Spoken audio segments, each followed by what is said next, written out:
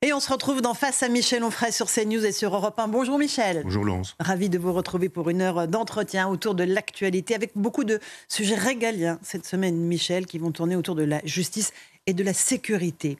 On évoquera notamment ce qui s'est passé à Cavaillon avec des voitures de la police nationale qui ont été incendiées par des trafiquants de drogue en réponse aux opérations Place Nette qui se sont multipliées ces derniers temps, mais aussi ce qui se déroule à Marseille où ce que l'on appelle désormais des narcomicides surviennent chaque semaine. L'État est-il encore en mesure de faire respecter son autorité dans le pays ? S'agit-il d'une question de moyens ou bien de volonté politique ? On vous entendra là-dessus, mon cher Michel. À Tourcoing, c'est une enseignante de lycée qui a été agressée par une élève après lui avoir demandé de retirer son voile islamique. Elle a été rouée de coups par l'élève dans l'enceinte, évidemment, du lycée. Cette professeure est aujourd'hui menacée de mort sur les réseaux sociaux. Alors que l'on commémorera la semaine prochaine le triste anniversaire, le 4e de la mort de Samuel Paty, est-ce que la laïcité a encore un sens dans notre pays ? Comment appréhender la question de l'entrisme islamique radical qui est en train de progresser? Autant de questions que je vais vous adresser, Michel. Enfin, en cette semaine, nous l'on commémore aussi le terrible anniversaire des attentats du 7 octobre en Israël. On fera ce constat que l'antisémitisme ne fait qu'augmenter en France, voire exploser. Par ailleurs, le nom du président Emmanuel Macron a été hué lundi soir lors de l'hommage organisé par le CRIF. Qu'en pensez-vous ? Est-ce encore un signe de l'affaiblissement de l'État et de la France? Voilà quelques-unes des questions auxquelles nous allons tenter de répondre aujourd'hui, Michel. On commence, si vous le voulez bien ? Peut-être par Tourcoing, parce que ce qui s'est passé à Tourcoing avec cette enseignante qui a été rouée de coups, qui est sous le choc aujourd'hui par une élève à qui elle demandait de retirer le voile islamique, c'est quelque chose d'extrêmement symbolique à mes yeux. On va, je le disais, commémorer le 4e anniversaire de la mort de Samuel Paty dans quelques jours. Qu'est-ce qu'on a appris ? En réalité, cette affaire du voile, ça fait 35 ans que cela dure. Qu'est-ce qu'on a appris depuis Creil, maintenant Tourcoing ? On n'a rien appris. Puis, le pire n'est pas qu'on n'ait rien appris, c'est qu'on fasse des mouvements de menton. C'est-à-dire que la gauche nous fasse savoir, et la droite derrière, une droite qui court après la gauche en se disant, il ne faut surtout pas qu'on soit présenté comme des gens d'extrême droite ou des fascistes ou assimilés au Rassemblement national. Donc là, pour le coup, on a des gens qui nous disent il ne faut pas toucher à ces questions-là, il faut laisser l'islam, et puis voilà. Or, depuis 35 ans, la situation a changé. Pas du tout la même chose. On ressort les images de Lionel Jospin. On va l'écouter d'ailleurs dans un instant. Oui, parce que, mais on voit que en fait, tout était déjà écrit en fait. Ce renoncement était déjà écrit. Oui, mais ils ne sont pas tant forts de leur force que forts de notre faiblesse, d'une certaine manière. Et ce qui est à reprocher, ce n'est pas tant que ces gens avancent leur pion, c'est que nous n'ayons pas été capables, nous en face, de faire savoir que ça ne pourrait pas se faire. Et qu'on peut aimer la France, qu'il y a une nation, qu'il y a une patrie, qu'il y a une culture, qu'il y a une religion, et que, etc., etc. La laïcité, la République, tout le monde se sert de ces mots-là. Ça ne veut plus rien dire du tout. Ils sont vidés de sens maintenant, ces mots-là, Michel ? Vous avez des gens qui sont pour des laïcités ouvertes et des gens qui sont pour des laïcités fermées.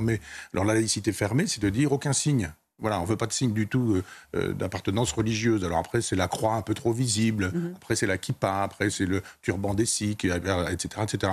Et puis ceux qui pensent qu'il y a une laïcité ouverte qui consiste à dire, eh bien, tolérons toutes les manifestations d'appartenance religieuse. Moi, j'aurais plutôt tendance à me retrouver dans ce camp-là, parce que, où effectivement, la laïcité devient un instrument islamophobe, je n'ai pas beaucoup utilisé le mot, mais parce qu'on va être obligé de dire que les juifs doivent enlever leur kippa. Moi, je n'ai pas envie que les juifs enlèvent leur kippa et qu'ils cachent leur kippa. Donc une laïcité ouverte, c'est ce que vous prenez. C'est une laïcité ouverte, mais en même temps avec cette idée que nous devrions pouvoir dire ce qu'est véritablement l'islam. On n'a pas la possibilité aujourd'hui de débattre véritablement en disant mais c'est quoi vraiment l'islam ? Peu de gens ont lu le Coran. Peu de gens ont lu les... Et vous l'avez fait ? Oui, je l'ai fait. Plume à la main, j'ai des fiches, etc. C'est ce qu'on appelle les hadiths du prophète, c'est-à-dire les paroles qui ont été retenues comme étant véritablement du prophète, puisque ces hadiths ont été certifiés par des musulmans eux-mêmes. Et puis la sira, qui est la vie du prophète. Si vous lisez tout ça, il y a un certain nombre d'informations qui vous sont données, et on doit pouvoir en parler, notamment l'antisémitisme, la misogynie, la phallocratie, etc. Ça, c'est la théorie de l'islam. Et quand on dit l'islam est incompatible avec la République, c'est vrai.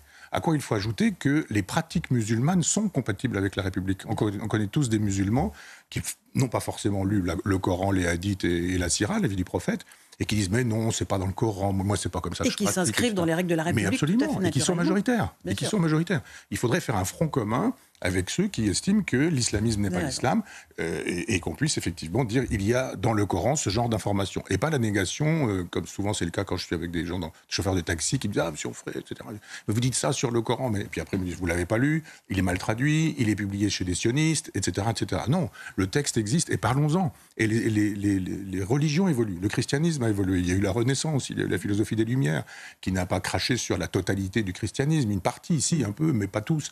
Et c'est un travail qu'il faut faire en France. Si c'est pas en France qu'on doit pouvoir faire ce genre de choses, moi jadis, vous savez, je suis normand, vous êtes savoyard. C'est la France quand même. Hein. Oui, et j'avais souhaité, j'ai présenté la chose au président de région à l'époque, socialiste, en lui disant, faisons du Mont-Saint-Michel un lieu où les religions pourraient se parler. Et où on pourrait recevoir des musulmans, des juifs, et puis expliquer qu'est-ce qu'un sunnite, qu'est-ce qu'un chiite, tout le monde entend parler de ça, puis on ne sait pas trop ce que ça veut dire véritablement. Moi je crois à l'éducation populaire. Je crois au savoir, je crois à la culture, je crois à la possibilité de faire avancer des idées, et on peut résoudre plutôt les problèmes autrement, plus facilement que de dire pour ou contre le voile. Bien sûr. Alors j'aimerais qu'on écoute quelques réactions des élèves de ce fameux lycée à Tourcoing. Ils ont été très partagés après l'agression de la professeure. Certains ont soutenu évidemment la professeure, d'autres ont soutenu l'élève. J'aimerais juste qu'on écoute leurs réactions avec un jeune élève qui s'appelle Bilal, et vous verrez que les notions de laïcité sont assez intéressantes à entendre dans leur bouche. En France, c'est un pays de laïcité. C'est liberté, égalité, fraternité. Je pense qu'elle le sait qu'à partir du moment où elle est rentrée dans l'établissement avec le voile, je pense qu'elle le sait qu'elle a fait une erreur. Maintenant, elle n'a pas voulu prendre cette erreur en compte. Moi, je la connais, ça ne lui ressemble pas du tout. C'est une fille, elle parle avec tout le monde, elle rigole avec tout le monde, il n'y a pas de problème pour ça. Je pense qu'il y a eu un malentendu entre les deux personnes. Et maintenant, elle a fait ce qu'il fallait pas faire. Et je pense qu'elle s'en rend compte que c'est très grave. Pourquoi une telle violence, en fait, pour un simple voile ? Or que la professeure, elle aurait très bien pu demander à la jeune fille très calmement d'enlever son voile, quoi, comme une adulte. Après, ça, c'est mon avis personnel, mais religieusement, oui, ça me dérange. Après, bien sûr, on est dans un établissement laïque. Donc voilà quoi, on sait qu'on doit l'enlever, donc on ne peut pas aller contre le règlement intérieur du lycée. C'est une prof super gentille, genre elle écoute tout ça, on n'a jamais eu de problème avec elle, elle est tout le temps là pour nous aider, genre c'est une prof incroyable, genre vraiment, et elle mérite pas de s'être fait frapper. C'est peut-être pas la même chose, mais regarde Samuel Paty, genre il y a eu des problèmes et tout pareil, et au final genre il s'est fait égorger, là imaginez il arrive la même chose à la prof, que ça parte en vrille, que les parents ça part en vrille et que... Il se passe un truc similaire, quoi. Voilà pour les paroles de ces élèves du lycée de Tourcoing. C'est intéressant ce qu'ils disent, Michel Onfray. Oui, ils disent des choses. Ils disent des choses, beaucoup de choses. J'allais dire voilées, mais cachées. C'est-à-dire qu'ils ne témoignent pas directement, déjà. Vous avez vu une espèce de terreur. Ils sont mineurs, on n'a pas le droit. Oui, d'accord. Voilà, de montrer leur visage. D'accord. Si, mais c'est la loi. On trouvait qu'ils soient majeurs. La jeune fille qui a frappé, elle était majeure. Je vois au lycée avoir 18 ans aujourd'hui, ça arrive souvent. Ça arrive plus souvent qu'en mon temps. Simplement, il s'est passé plein de choses dans cette histoire. On n'a pas tout raconté. Moi, j'ai croisé des informations. Alors, pas TF1, pas France 2, puisque, effectivement, j'ai regardé le midi pour avoir des infos. Il n'était pas du tout question d'information. C'est passé totalement sous silence. Mais la jeune fille enlève son voile dans le lycée. Et elle remet son voile quand elle a quitté le lycée. Et il semblerait qu'elle ait remis son voile presque en sortant, presque à la sortie, mais encore sur le territoire du lycée. C'était dans l'enceinte du lycée. Dans l'enceinte, mais dans la direction de la sortie. Oui, mais il n'y a pas de débat. Si, il y a un débat dans cette idée que les lycéens sont des ados, quoi, et plus encore aujourd'hui quand ils ont une vingtaine d'années, et il y a de la provocation dans cette façon de faire, en disant, dans 3 mètres, je sais pas, 40 mètres, j'en sais rien, je vais remettre mon voile, mais je vais le remettre tout de suite. Et cette professeure qui n'est pas son professeur, elle n'est pas sa prof, arrive directement en lui disant, c'est interdit, etc. etc. Et puis après, elle n'aurait pas dû faire ça, Michel ? Je dis simplement qu'il y a un moment donné où il ne faut pas faire des affaires d'État, de choses qui doivent pouvoir se régler plus simplement. C'est un peu ce que dit Lionel Jospin. Quand il dit on doit pouvoir régler les choses sans qu'il y ait 50 caméras et sans qu'il y ait des dizaines d'heures d'émissions pour nous dire pour ou contre le voile, pour ou contre l'islam, est-ce que l'islam c'est la même chose que l'islamisme, enfin des débats qui n'en finissent pas, puisque de toute façon on ne tranchera rien sur ce sujet-là. Moi j'ai été prof pendant 20 ans. Quand vous êtes prof et que vous avez affaire à des jeunes, vous avez le devoir de les calmer, de les tenir, de les retenir, et vous avez le devoir de ne pas les insulter, de ne pas les frapper, d'être délicat, etc. Vous savez très bien. Là, en l'occurrence, c'est la prof qui s'est fait frapper, Michel. Oui, j'entends bien, je ne défends pas la violence. Je dis simplement que si on ne comprend pas qu'il y a une espèce de jeu du chat et de la souris avec ces gens qui finalement essaient de tester, Et si vous testez... Voilà, mais quand elle est arrivée au tribunal, cette jeune fille, il y avait un chignon et une veste pas de voile sur la tête. Donc elle n'avait pas de voile sur la tête. Donc vous voyez bien qu'il y a une espèce de jeu dans lequel il ne faut pas rentrer. Moi, je crois toujours à la discussion, à l'intelligence, et puis à des interdictions qui sont expliquées et motivées. Mais c'est pas un jeu, en réalité. Non, mais je dis jeu parce que, vous voyez bien, c'est le chat et la souris, elle y laisse sa peau dans ce jeu-là. Hein. Donc c'est une façon de parler, j'entends bien. Parce que le nom de l'enseignante est sur les réseaux sociaux, elle est menacée de mort, sûr. Elle est sous le choc. C'est ce que veulent ces gens-là. De son côté à elle aussi. C'est ce que veulent ces gens-là. Très, très exactement, c'est ce qu'ils veulent, c'est-à-dire remettre de l'huile sur le feu. Tant que la chose ne sera pas gérée de manière étatique, avec un chef d'État qui soit digne de ce nom, avec un État qui soit digne de ce nom, avec des réponses qui viendraient de l'État, justement, et qui diraient ça oui, ça non, ça vous aurez... C'est pas tout de suite la prison. L'alternative, c'est pas de tout dire, laisser faire, etc., et puis dire on sera inflexible et ça ne recommencera pas, et puis de dire vous avez fait ça, 6 mois de prison. C'est pas non plus ça. Il y a un moment donné où quand on est chef d'État, on est chef de tout le monde, et on doit gérer avec ce qui s'est passé. Depuis la prise de parole de Lionel Jospin à aujourd'hui, il s'est passé 35 ans. Et donc effectivement, les flux migratoires ont été de plus en plus importants, une espèce d'insolence s'est installée et manifestée. L'État, vous me posiez tout à l'heure la question, quand il s'agit de traverser une municipalité avec votre voiture à 53 à l'heure... Il fait un excès de vitesse, là, il fait respecter l'autorité de l'État. 3 jours après, vous avez un papier dans votre boîte aux lettres, ils vous ont retrouvé. Et quand il y avait le Covid, si vous sortiez 5 minutes avant l'heure ou après l'heure, plutôt, c'était 135 € et vous aviez la facture. Donc l'État, quand il veut, le peut. Simplement, je pense que l'État ne le veut pas parce que l'Europe le lui interdit. Michel Onfray, on est sur CNews et sur Europe 1. On évoque cette question de la laïcité à propos de ce qui s'est passé à Tourcoing. On va écouter Lionel Jospin. C'était en 1989, juste après l'affaire du voile de Creil. Et vous allez voir que pour lui, déjà à l'époque, le voile n'était pas un motif d'exclusion de l'enceinte scolaire. Écoutez l'ancien Premier ministre. Ces affaires sont limitées. C'est-à-dire que de nombreux enfants d'immigrés ou d'origine, par ailleurs, confessionnelle différente, sont accueillis par les écoles, et notamment par l'école publique, sans problème. Et j'ai envie d'ajouter une deuxième chose.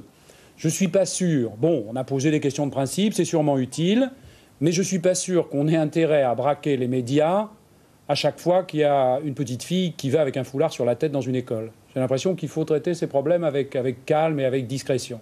Si à chaque fois on en fait une affaire nationale, on ne nous aidera peut-être pas à les résoudre. L'école, en France, doit accueillir tous les enfants.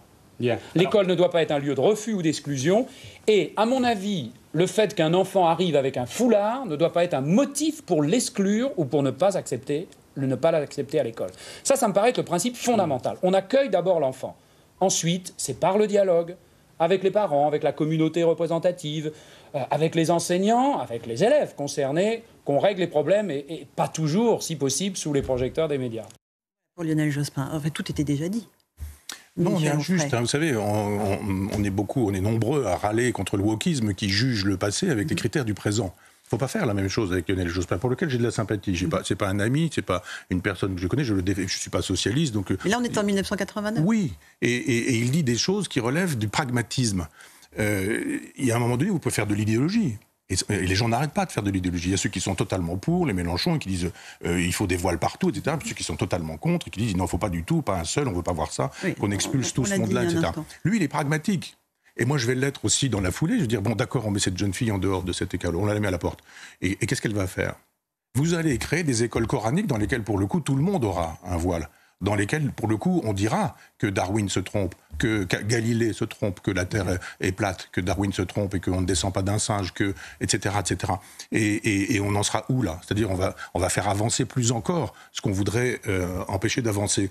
Donc, il y a un moment donné où il fait l'éloge du calme, il fait l'éloge de la discussion, il fait l'éloge de la culture, de l'intelligence. Et puis, il dit, arrêtons aussi de mettre de l'huile sur le feu dans les médias. Et à l'époque où il s'exprimait, il n'y avait pas nos chaînes d'infos continues, où il faut absolument entretenir, nourrir. Et puis, on fait ça pendant une journée, 2 journées, 3 journées, et puis ça n'arrête pas. Oui, mais et il est pragmatique. Alors vous savez, on est d'accord, Michel Onfray, mais cette jeune femme, elle n'a pas été exclue de l'établissement pour apporter le voile. Non, mais elle a roué de coups sa professeure. Oui.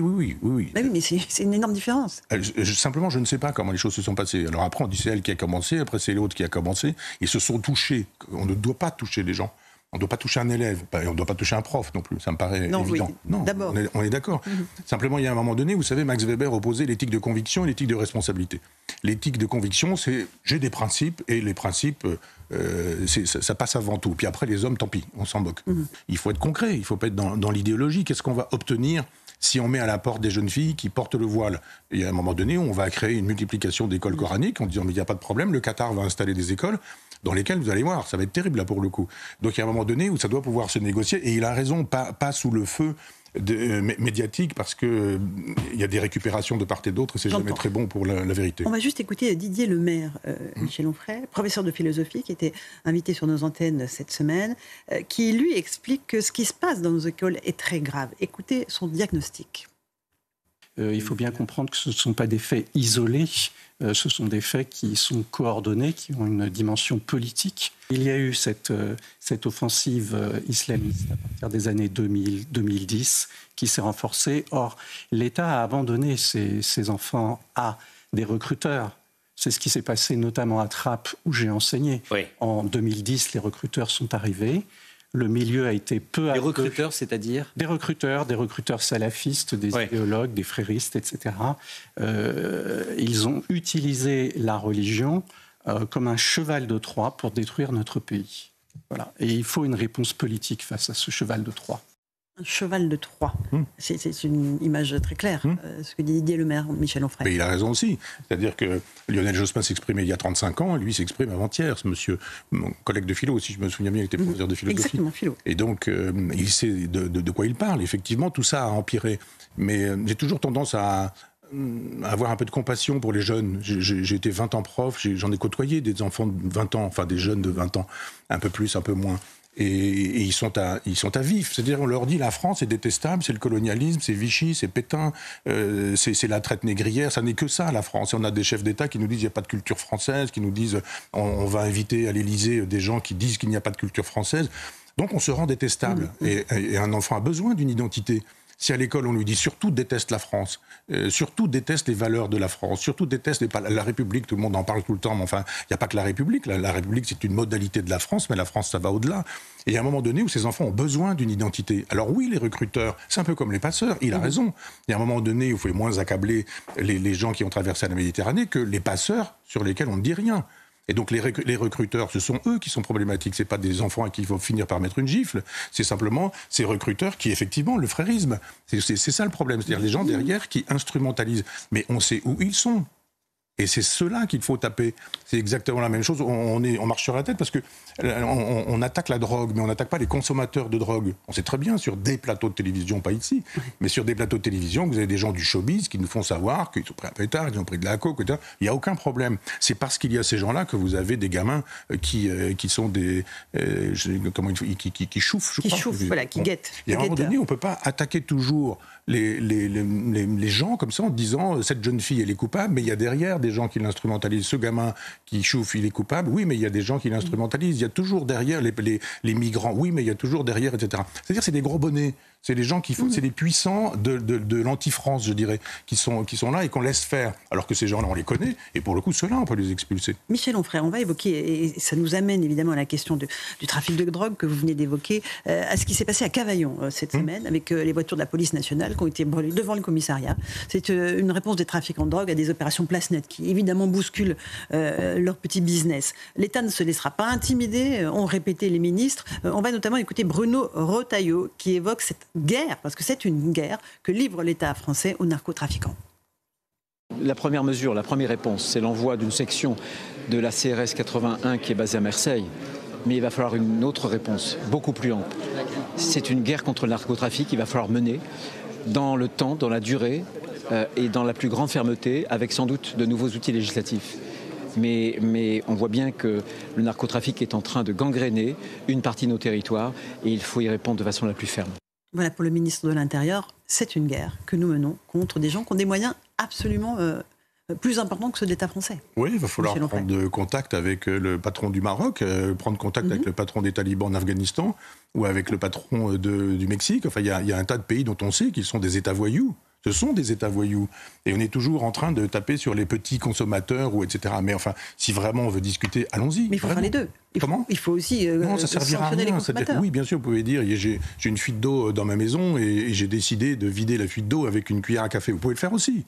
Bien sûr, mais ça ne suffira pas. Donc on légalise, on dépénalise? Non, je n'ai pas dit ça non plus. Je dis qu'il y a un moment donné où si on négocie vraiment avec des chefs d'État, on arrête de faire semblant, quoi, en disant j'ai dit ceci, j'ai dit cela. Je parle d'Emmanuel Macron, pour parler clairement, qui d'une certaine manière insulte parfois le roi du Maroc sur un certain nombre de questions. Et les peuples arabes ont une espèce de dignité, de sens de l'honneur. On ne parle pas comme ça au monde africain. Il l'a fait aussi en Afrique noire. Et il y a un moment donné où si vous êtes crédible, si vous êtes le général de Gaulle d'une certaine manière, votre parole est entendue. Et à un moment donné, vous pouvez dire, bon, ça sort de chez vous quand même, la fuite. C'est vous qui produisez cette drogue qui arrive jusque chez nous. On a vu, ça se dit enfin, que le Hezbollah ou le Hamas sont financés par l'argent de la drogue. L'argent du cartel d'Amérique du Sud. Mais voilà, c'est-à-dire il y a un moment donné où il faut dire ces choses-là. Dire comment tout ça se tient. Et plutôt que de dire, on a trouvé une espèce de petit bouc émissaire, là, un petit gamin qui fait, ou un gamin de 14 ans qui finit par tuer quelqu'un. On va en parler dans un instant. Oui. Et là, on dit, coupable, responsable. Mais est-ce qu'on peut voir d'où ça vient, ça? C'est le travail du philosophe, en gros, plutôt que de juger en disant c'est bien, c'est pas bien, là où ça se passe, de dire d'où ça vient. Et quand vous faites un travail, Nietzsche appelait ça un travail de généalogie, quand vous avez réussi à voir d'où ça venait, alors à ce moment-là, vous coupez la tête. Mais il faut couper la tête de l'hydre, pas juste dire, on a juste coupé un tout petit bout pour dire à la télévision, vous avez vu, on a fait une opération terrible à Cavaillon, et oui, d'accord, on a déplacé un centre de drogue, enfin un centre de vente de drogue, on sait très bien que ça se passe comme ça. Voilà. La télé est là, on dit, vous avez vu, on fait ceci, on fait cela, et puis le trafic est suspendu pendant quelques heures. Les caméras parties, la police est partie, ça recommence, et puis voilà, personne n'est dupe de ça. Donc à un moment donné, il faut arrêter de laisser croire qu'on touche vraiment aux choses quand on sait comment on peut toucher. C'est une affaire d'État. Il faut un chef d'État qui soit capable d'aller voir les chefs d'État en disant maintenant vous allez vous calmer et vous allez arrêter de cultiver d'abord du pavot, Aujourd'hui par satellite, vous savez bien où sont les champs de pavot et ils ne se retrouvent pas dans le Cantal ou en Savoie ou en Normandie. On sait où ça se trouve, voilà. Michel, on fait une petite pause dans notre émission Face à Michel Onfray. On se retrouve dans un instant. On évoquera ce qui s'est passé à Marseille et notamment la question de la délinquance des mineurs. À tout de suite. Et on se retrouve dans Face à Michel Onfray sur CNews et sur Europe 1. Michel, on va reprendre le fil de notre conversation. On évoquait la question de la délinquance notamment aussi des mineurs. Là, on va se pencher sur ce qui s'est passé à Marseille, où un chauffeur de VTC a été abattu par un adolescent de 14 ans. Cet adolescent avait été mandaté par un voyou qui était lui-même incarcéré en quartier d'isolement à la prison d'Aix-Luynes et qui avait à sa disposition que de téléphone portable. Ça, c'est pour la petite parenthèse sur ce qui se passe dans nos prisons. Cet adolescent, effectivement, a tué ce chauffeur de VTC vraiment par hasard. Ce n'était pas l'objet du contrat, c'était parce qu'il refusait de l'attendre sur place. Ça a provoqué beaucoup de réactions sur place, chez les habitants. Et notamment, il y a une réaction très intéressante que je voulais vous faire écouter. C'est un imam de Marseille qui lui a posé la question de la responsabilité des parents dans cette affaire. Écoutez-le. Je me demande déjà, ils sont où les parents du petit? Qu'est-ce qu'ils font? Est-ce qu'il a déjà des parents? Si oui, ils sont où? C'est quoi leur rôle? Parce que ça reste quand même un gamin. 14 ans, c'est un gamin, même si il est quand même responsable de ses actes. Et après, moi, je tiens à dire un mot à tous les parents, tenez vos enfants. C'est une question de bon sens que dit cet homme. Bien sûr. Où sont les parents? Et c'est votre responsabilité de tenir vos enfants. On est d'accord? Il est formidable, M. Katir, mais il a raison. Il a évidemment raison. C'est-à-dire quand on a 14 ans, on a été fabriqué comme ça. On ne devient pas un tueur à gage quand on a 14 ans. On ne naît pas comme ça, je veux dire, on le devient. Et comment le devient-on? Qu'est-ce qui s'est passé? Évidemment, l'école a failli, ça c'est sûr. Oui, la famille aussi. Voilà. Les parents ont failli, la famille aussi.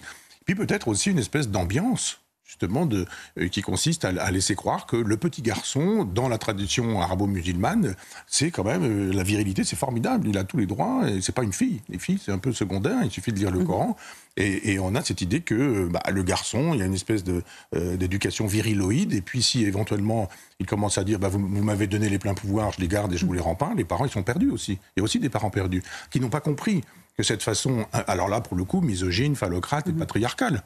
Les féministes qui voient de la misogynie et du patriarcat dans un Occident qui s'effondre, devraient regarder un peu de ce côté-là. C'est-à-dire quand vous fabriquez des enfants rois, il y a un moment donné, il a raison cet imam, c'est formidable ce qu'il dit. Et quand vous fabriquez des enfants rois, il ne faut pas vous étonner que le roi de temps en temps, ce soit Néron ou Caligula, et qu'à 14 ans, parce qu'il y a, je crois, 40 000 € à la clé, il puisse mettre un coup de pistolet dans la tête d'un chauffeur de taxi. D'un innocent. De toute façon, c'est tout à fait inacceptable. On va juste écouter Didier Migaud, le ministre de la Justice, qui a pris la parole là-dessus, et notamment sur la question de la façon dont on doit juger les mineurs. Est-ce qu'on doit les juger comme des majeurs? Est-ce qu'il faut lever, dans certains cas, l'excuse de minorité? Écoutez le ministre de la Justice. On ne fera pas disparaître la spécificité du traitement de la délinquance des mineurs. Non seulement je ne le souhaite pas, mais la Constitution s'y opposerait. Pour autant, lorsque des mineurs commettent des infractions extrêmement graves, en pleine connaissance de cause, on peut s'interroger sur la possibilité d'écarter au cas par cas cette excuse. Notre droit le permet déjà dans des circonstances exceptionnelles. Il ne faut pas s'interdire de réfléchir à étendre cette possibilité face à des situations d'une extrême violence dont l'actualité de ces derniers jours nous a encore donné une illustration tragique. Pour ce que dit le ministre de la Justice de gauche, donc Didier Migaud, qui enfonce une porte ouverte, parce que oui, tous les magistrats savent qu'ils peuvent de temps en temps, dans certains cas, lever l'excuse de minorité. C'est avec ce type de discours qu'on va faire avancer les choses, Michel Onfray ? Non. Mais ça, c'est tout le génie cynique et pervers du chef de l'État qui dit « Bon, je fais une concession sur Bruno Retailleau, mais je vais anéantir Bruno Retailleau avec, effectivement, à la justice, quelqu'un qui fera tout ce qu'il faut pour que ça n'ait pas lieu. » Il nous dit oui, l'excuse, elle peut avoir lieu, mais ce serait pas bien, mais il y a des cas où ça pourrait être bien, etc. Bon, on voit bien, c'est du en même temps. C'est tout à fait socialiste, c'est-à-dire macronien. Je suis étonné que les gens ne s'entendent pas. Les socialistes et les macroniens, ils défendent la même vision du monde. Les républicains aussi. Il y a un moment donné, il faut arrêter de laisser croire qu'il y a des différences idéologiques quand on a vraiment le souci de la France. Ils n'ont que des soucis de poste. Ils ont juste envie de se présenter au présidentiel en disant « ce sera moi, ce sera moi, ce sera moi ». Mais s'ils avaient un peu le souci de la France, ils se diraient « mais on ne peut pas continuer à tenir ce genre de discours ». Oui, il y a des gamins qui, à 14 ans, quand ils pensent qu'on peut tuer quelqu'un juste parce qu'il a refusé, je ne sais pas quoi, d'accompagner... D'attendre, juste que le tueur fasse son œuvre. Rien fait. Vous sortez de voiture et puis l'affaire est réglée. Et puis vous laissez le chauffeur de taxi partir. Et là, non, on le bute comme ça, clairement. En même temps, on est dans une civilisation qui fait l'éloge de la violence. J'étais au cinéma il y a quelques jours, mais toutes les bandes annonces des films qui sont à venir, mais c'est une hyper-violence. Surtout américain. Oui, on a ce qu'il faut aussi. On a des Luc Besson, on a des Mathieu Kassovitz. Enfin, il y a aussi des Français qui regardent du côté des États-Unis quand ils font du cinéma et qui font sans cesse l'éloge de la violence. Je suis pas très cinéphile, mais on a aussi fait l'éloge des films qui font l'éloge. Je crois que c'était un réalisateur français, mais de Mesrine en son temps. On a fait un film qui faisait l'éloge de Carlos. Enfin, tout ça a été présenté avec force. L'esthétique de la violence, bien sûr. C'est ça, force aide médiatique. Je dirais, à un moment donné, on peut pas dire. On célèbre la violence en permanence, les jeux vidéo, etc. Les bandes annonces des films, même à la télévision. Quand vous regardez le soir, si vous dites tiens, je vais regarder un film, et vous regardez, mais les 3/4 des films, il y a de la violence. Parfois, si vous faites péter la planète entière. Enfin. Même avec, par exemple, le film sur Oppenheimer, qui est un très beau film, mais qui joue sur ça aussi. Il y avait des choses à dire sur le nucléaire civil et militaire, plutôt que de dire à un moment donné, on va appuyer, est-ce qu'on va détruire l'humanité, etc. Et puis d'un seul coup, de voir cette espèce de violence. On joue avec la violence en permanence, et puis on s'étonne qu'à 14 ans, des gamins y recourent. Bien sûr. Michel Onfray, et la France dans tout ça Et j'ai envie de vous demander... ça sent le général. Est-ce qu'elle est... Oui, dans tout ça, parce qu'on parle de l'autorité de l'État qui est bafouée, c'est une France qui est affaiblie. Écoutons le général de Gaulle, c'est notre minute de Gaulle. Ça fait plaisir. En 65, lorsqu'il évoquait devant le journaliste Michel Droit une certaine idée de la France. Je me fais en effet de la France une certaine idée. Je veux dire par là qu'à mon sens, elle est quelque chose de très grand, de très particulier. C'est vrai, la France est une chose, à mes yeux, très considérable, très valable. Et elle doit avoir dans le monde, quel qu'il soit, à toute époque, naturellement d'après les circonstances, elle doit avoir un rôle à elle. Il faut que la France joue son rôle, c'est exact.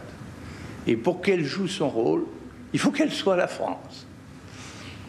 Les Français, c'est eux qui font la France.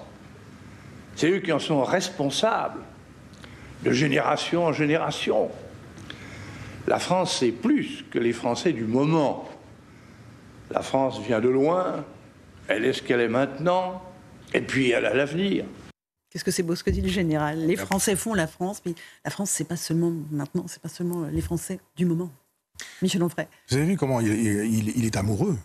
On connaît les visages du général, les visages graves, etc. Quand il intervient, 68, pendant la guerre d'Algérie, enfin, on voit un visage fermé, on voit le visage ironique parfois quand il répond à des journalistes lors de conférences de presse. Et puis là, il en parle, comme dit Yvonne Vendroux, comme de son épouse. La France, Elle est belle, elle est formidable, elle est fantastique. Il est amoureux de la France. On est passé de quelqu'un qui aimait la France et qui surtout avait le sens des longues durées. Voilà quelqu'un qui nous dit il y a 2000 ans au moins derrière et il y a au moins 2000 ans devant. Et donc, un chef, c'est fait pour cheffer, du verbe cheffer, c'est-à-dire faire ce que fait le chef, c'est-à-dire décider, trancher, vouloir, dans l'intérêt de la France. Cette façon de dire est-ce qu'on veut qu'elle dure, est-ce qu'on veut que dans 1000 ans, elle puisse encore exister, ou même peut-être dans 20 ans. Et ça a toujours été son combat au général de Gaulle, de faire de telle sorte qu'elle puisse durer telle qu'elle était, mais en changeant. Il dit toujours, il y a une partie de droite et une partie de gauche. Il dit, les femmes, les hommes, etc., ceux qui veulent l'aspirateur, mais ceux qui veulent en même temps que les mères de famille, ils ne veulent pas que leurs filles les aillent bambocher le soir, etc. Pendant bambocher, quel joli mot. Non, je ne sais pas s'il dit bambocher, mais enfin, c'est dans l'esprit. Et donc, il défendait cette idée que la France était la droite et la gauche. On dirait aujourd'hui que c'était aussi bien Danton, Robespierre que Louis XVI et Marie-Antoinette. Mais il dit aussi les Français font la France. Mais il a raison. Et ça me frappe.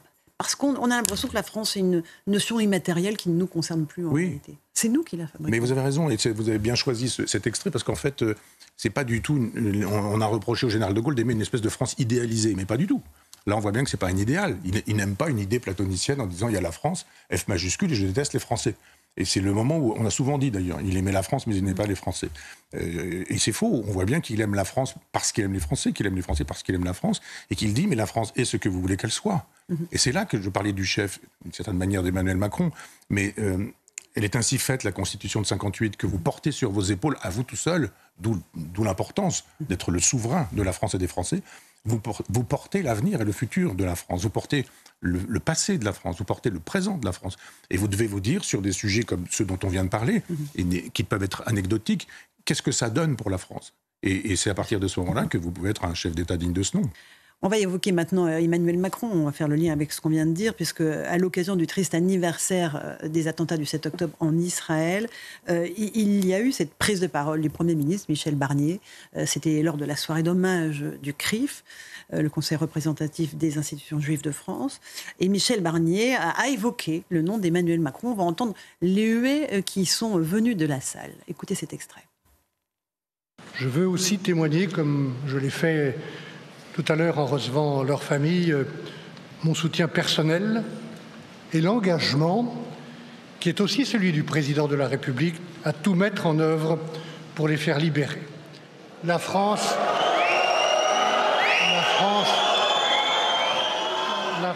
n'abandonne jamais ses enfants. Voilà, pour Michel Barnier. Emmanuel Macron avait évoqué 3 jours auparavant le fait de ne plus livrer d'armes à Israël qui puisse permettre de frapper Gaza. C'est terrible d'entendre le nom du président de la République siffler. Non, je pense que d'abord, les Juifs ont bien raison de le siffler, parce que franchement, il n'est pas venu à la manifestation contre l'antisémitisme et il ne dit rien de tout ce que fait la France insoumise.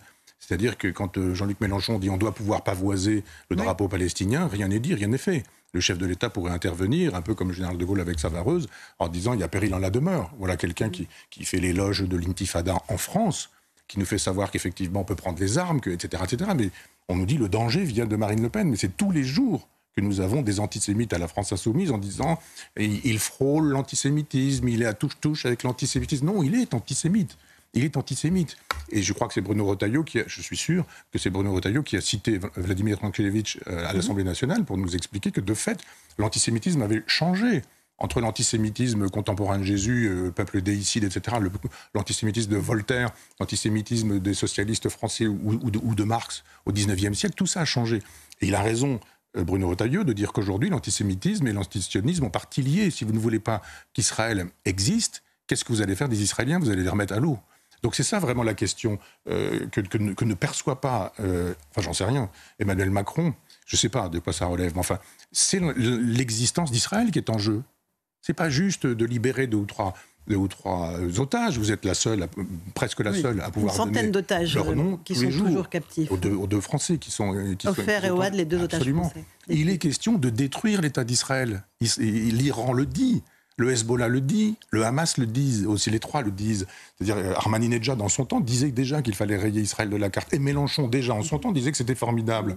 Voilà quelqu'un qui... L'ayatollah Khomeini aussi. Oui, mais Mélenchon et les siens ne sont pas des dangers pour la démocratie. Ils soutiennent des pays qui disent qu'il faut détruire physiquement Israël.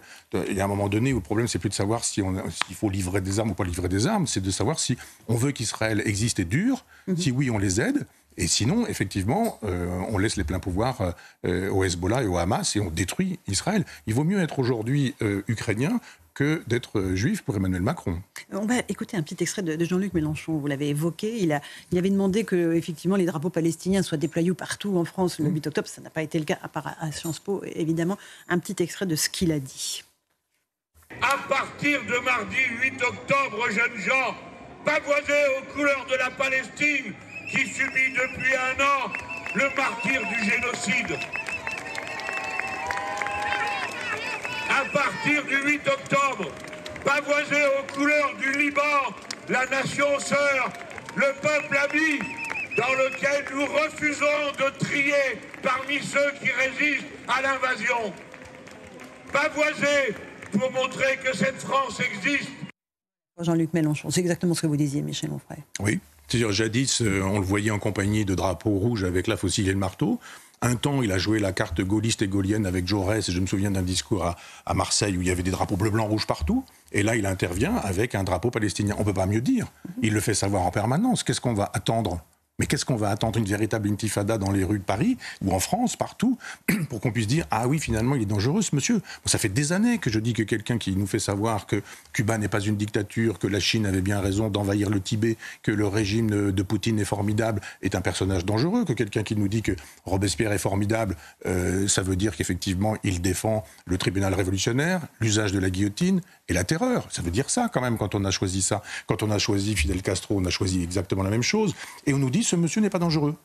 Mais allez voir du côté de Marine Le Pen, parce que c'est elle qui est vraiment dangereuse, faisant un arc républicain pour interdire à ce que Jordan Bardella soit Premier ministre. Mais lui, tous les jours, et ses copains, quelques-uns de ses copains, sont en train de nous dire, mais finalement... Qui sont élus démocratiquement, hein. Oui, mais c'est un peu normal. C'est-à-dire que comme ils choisissent... Vous avez vu l'amour de la France de ce monsieur. C'est-à-dire quand il peut être élu à Marseille, il va à Marseille. Quand il peut plus, il s'en va, etc. Il n'en a rien à faire des gens de Marseille. Il est question qu'il aille à Montpellier désormais, parce qu'il regarde juste les endroits où ils font des bons scores. Puis après, ils y vont. Puis après, ils nous font une théorie en disant mais la nation est une et on n'a pas besoin d'être enraciné. Si on est député de la nation. On peut l'être n'importe où. N'importe où, sauf qu'on va voir les endroits où on fait 60% au premier tour pour pouvoir y mettre des Deloglu ou de quelques autres qui vont être élus au premier tour. Mais tant qu'on laissera un discours comme celui-ci exister sans contrepartie, parce que finalement, on n'entend pas de gens qui soient capables... Si, quelques-uns de temps en temps, mais enfin, les partis, les chefs de parti, le Parti socialiste est derrière, tout le temps, en permanence. Et puis les Républicains sont derrière le Parti socialiste, qui est derrière Jean-Luc Mélenchon. C'est-à-dire qu'on a vu que Gabriel Attal était capable, pour des histoires de bricolage, de faire voter pour le front, le front prétendu républicain, on se dit, ben voilà, tous ces gens sont en train de défendre l'idée qu'il vaut mieux un drapeau palestinien qu'un drapeau français. Au passage, François Hollande, qui était aussi présent à la soirée du CRIF, s'est fait copieusement huer. Oui. On va terminer par le wokisme. C'est évidemment quelque chose qui vous tient à cœur. Vous avez repéré, Michel, vous allez nous expliquer, une émission sur le service public qui vous a interpellé à ce sujet-là. Expliquez-nous en quelques mots. Qu'est-ce que c'était ? Oui, c'est le retour des wokistes qui sont, avec Boucheron et quelques autres au Collège de France, qui étaient dans la cérémonie des Jeux Olympiques. L'ouverture des JO. Voilà, et qui, là, nous propose une histoire de France en 3 fois 2 livraison, c'est-à-dire des épisodes, plus 1 heure, 2 heures, plus 2 heures, plus 2 heures, 6 heures, pour faire de l'histoire. Moi, je trouve ça formidable. J'ai toujours trouvé que, comme le général de Gaulle et comme Malraux, que la télévision, quand elle faisait d'éducation populaire, elle était dans le meilleur de sa forme. Et donc, je me suis dit, formidable. J'ai regardé ça. Je vois dans le Figaro un tiers de page disant, c'est formidable, c'est très bien, En fait, c'est un exercice wokiste pendant 6 heures. Alors là, j'ai vu les 2 premières heures. Mais on commence par nous présenter... Alors, nos ancêtres, les Gaulois, bien sûr. Alors là, les Gaulois sont des alcooliques. Et comme ils sont alcooliques, les Romains les ont imbibés pour pouvoir les combattre. Après, on nous dit, Vercingétorix, il a bien essayé d'être le général de Gaulle. J'exagère, la chose n'est pas dite comme ça. Mais il a bien essayé de résister aux Romains, disons-le plutôt comme ça. Finalement, ça lui a valu d'être incarcéré auprès de César. Et puis, il a compris après que finalement, le gaullisme, la résistance, ça sert à rien. Il vaut mieux collaborer avec les Romains. Et c'est comme ça en permanence. C'est-à-dire qu'on nous présente Clovis en disant le baptême de Clovis. Mon ami Philippe de Villiers vibre quand il parle de Clovis. Là, on a un type à poil de dos qui rentre dans une espèce de baptistère, une espèce de jacuzzi, où il est là avec 3 personnes. On dit allez, Clovis est en train de se baptiser. C'est pas grand-chose, nous dit-on, mais c'est pas la christianisation. C'est quoi ? Ce type est un coupeur de bourse, et puis c'est un personnage qui est païen. En gros, il se convertit parce qu'il a juste envie d'avoir des territoires, etc. On sait très bien que... Enfin, on sait très bien, je ne sais pas si ces gens le savent, mais je veux dire que Constantin s'est converti comme ça, c'est-à-dire au pont Milvius, au moment où il y a une bataille, il dit qu'il a gagné contre Maxence parce qu'il a vu le signe d'une croix, et on lui dit par ce signe tu vaincras. Et Constantin se convertit et convertit en même temps l'Empire. C'est un schéma qui est produit par le premier intello de l'époque, premier intellectuel, qui s'appelle Eusèbe de Césarée. Ce schéma, il a servi pour Clovis. On peut faire de l'histoire et d'imythologiser sans pour autant dire que ce type était fait de sac et de cordes, que faisait ça par opportunisme. Et ça continue. Et c'est comme ça. C'est-à-dire qu'à et sur tous les épisodes, c'est comme ça. Oui, Michel. sa compagne, elle est présentée comme une Syrienne. Syrienne, sous-entendu, vous avez vu, le salut vient de l'Orient, le salut vient du métissage. Mais être syrien à l'époque, syriaque, c'est pas forcément être musulman. Ça peut être aussi être chrétien. Vous avez des Arabes qui ne sont pas musulmans. Il faudrait que ces gens-là le sachent. Et quand ils nous disent, par exemple, que c'est grâce aux Arabes que la philosophie a pu arriver en France, la philosophie ancienne, c'est totalement faux. Et ça arrive en France par le Mont-Saint-Michel, où il y a un scriptorium, et où vous avez des Syriens qui ont échappé aux Arabo-musulmans qui voulaient leur faire la peau parce qu'ils étaient chrétiens. Donc on peut être arabe et chrétien.